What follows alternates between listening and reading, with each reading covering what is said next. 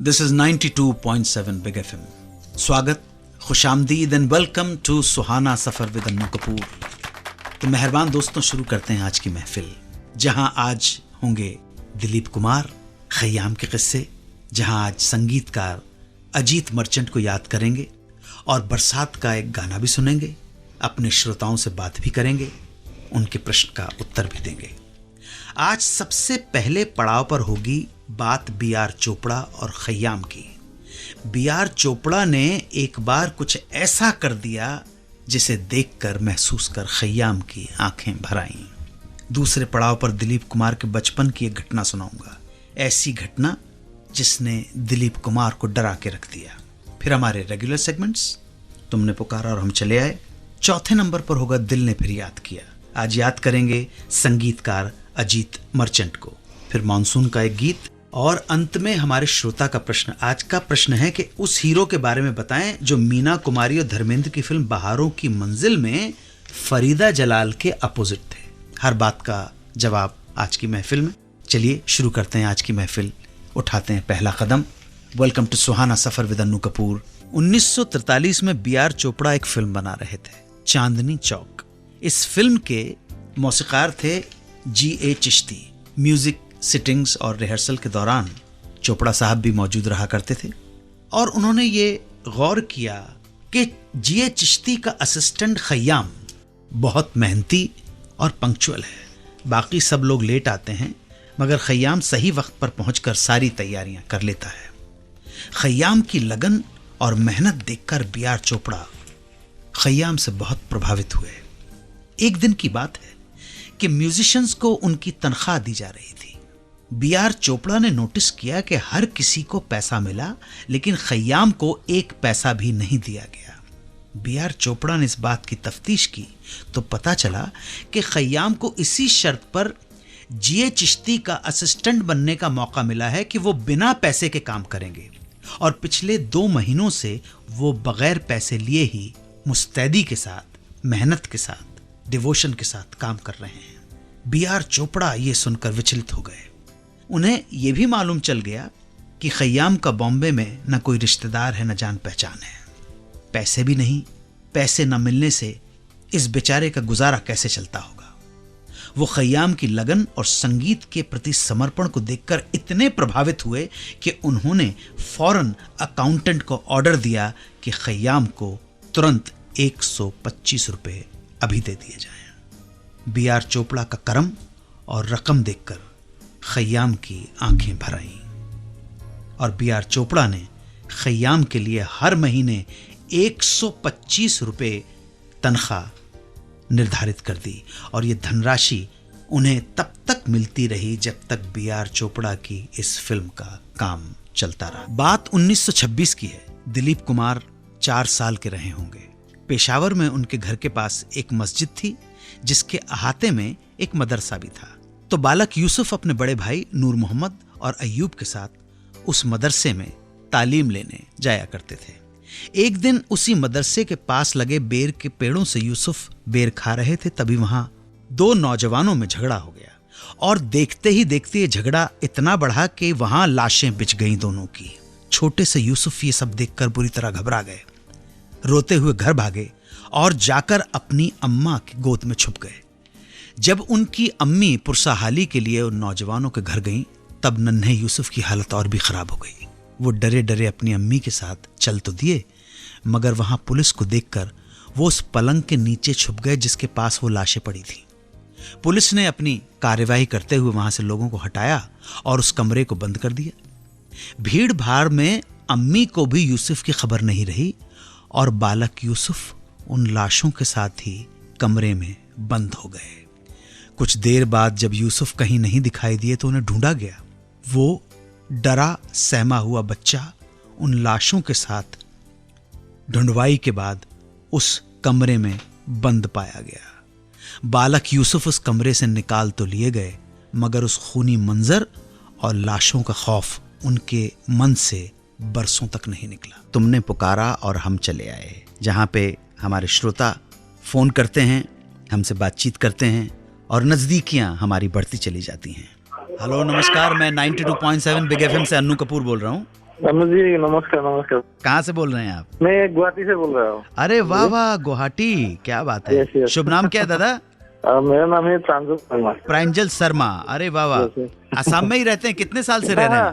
असम में रहता हूँ। असम में मेरा नेटिव है असम। अच्छा, कौन सा जिला कौन सा है? मेरा डिस्ट्रिक्ट है नलबारी।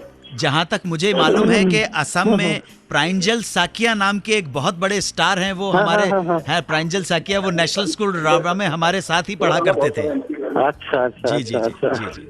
परिवार में कौन कौन है आपके? परिवार में मेरा मम्मी पापा है और खादी जी है, भैया है। अच्छा। और मेरा नेफ्यू है। अच्छा, और आपकी शादी नहीं हुई अभी? नहीं, शादी नहीं हुई अभी तक। माँ बाबा से पूछा शादी कब का प्लान है? नेक्स्ट साल तक क्या होते हैं देखते हैं। अच्छा अच्छा अच्छा। मैं बहुत दिन से 92.7 बिग एफएम में बस शामिल हूँ, उसके परिवार में। जी जी जी। अच्छा लगता है प्रोग्राम।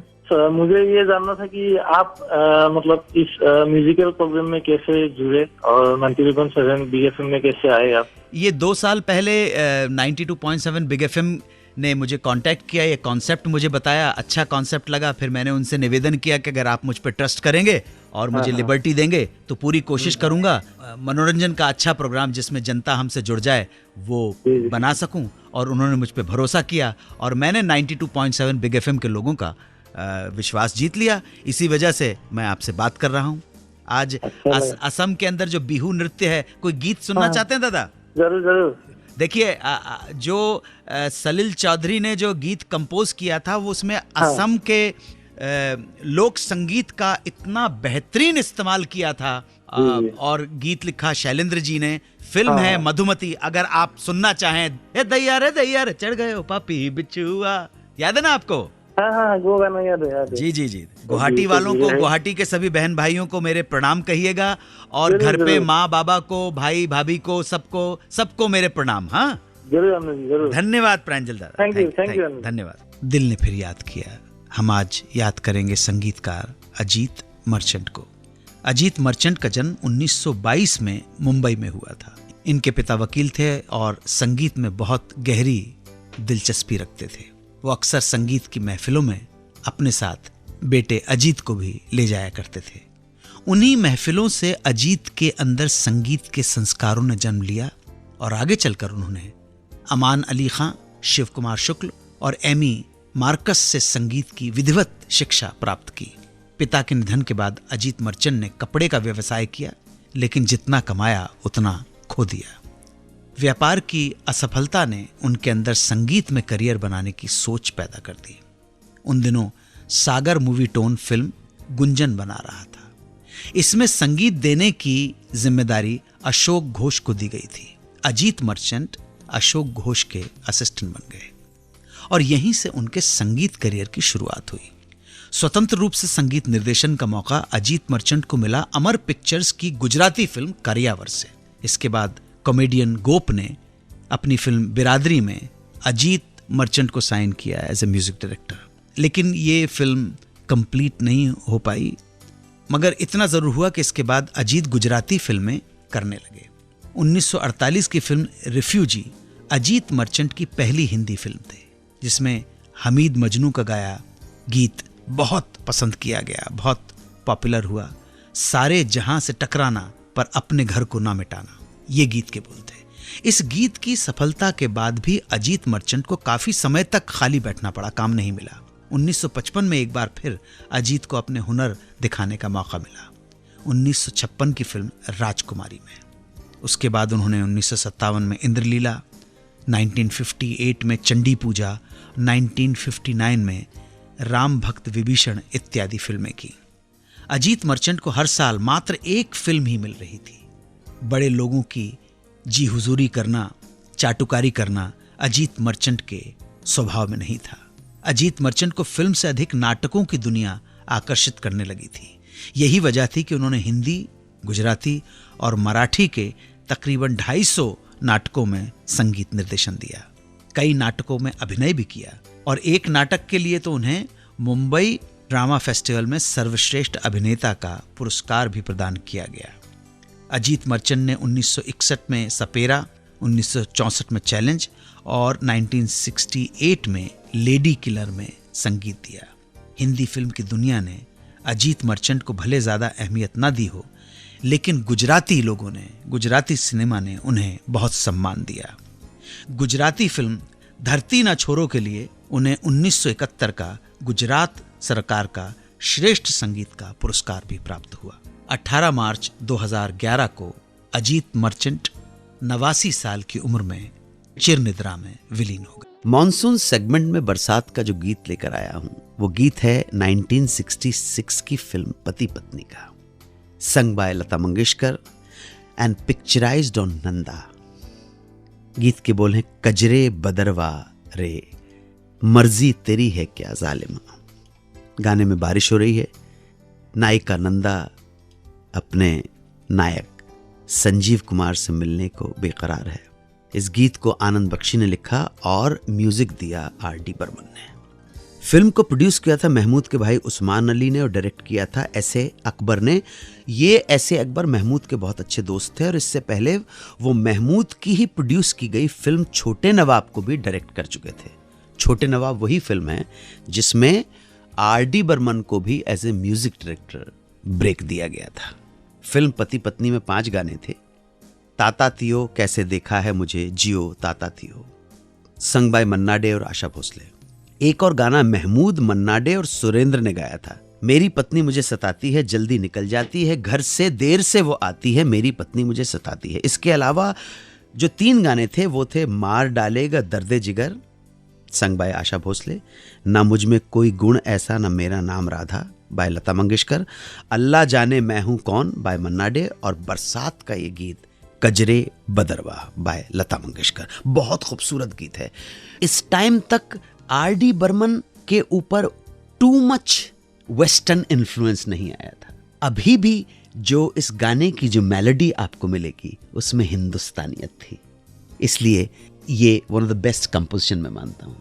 जबकि इसमें एक उस तरह के जो गाना है, मार डालेगा दर्द जिगर धड़क धड़क कोई उसकी दवा कीजिए, ये वफाएं बहुत हो चुकी, आज कोई जफा कीजिए, अरे मार डालेगा दर्द जिगर। बहुत अच्छी कंपोजिशन है, बहुत ही बेहतरीन कंपोजिशन है और ये बहुत मेलोडियस, बड़ी हुक वाली कंपोजिशन है और देखिएगा कितनी खूबसूरत लगी है नंदा। सूरत के संदीप लालवानी का प्रश्न है कि फिल्म बहारों की मंजिल में फरीदा जलाल के अपोजिट हीरो कौन था? मेन लीड में तो मीना कुमारी और धर्मेंद्र हैं। तो संदीप जी, बहारों की मंजिल में फरीदा जलाल के अपोजिट जो हीरो हैं उनका नाम है अनवर हाशमी। अनवर मशहूर अभिनेत्री पूर्णिमा के बेटे हैं। अनवर हाशमी से लोगों को उम्मीद थी कि वो स्टार सन होने की वजह से सिनेमा के पर्दे पर भी चमक उठेंगे, लेकिन इस फिल्म के बाद वो पर्दे पर नजर नहीं आए। हाँ, उनका बेटा जरूर स्टार बन गया है जिसका नाम है इमरान हाशमी। इस जानकारी के साथ ही आप सबसे आज्ञा लेना चाहूंगा। आज के सुहाने सफर को यहीं विराम देना चाहूंगा। बहुत प्रेम से आप कार्यक्रम सुनते हैं, मेरे प्रणाम स्वीकार करें। सलाम, प्रणाम, जय हिंद, वंदे मातरम।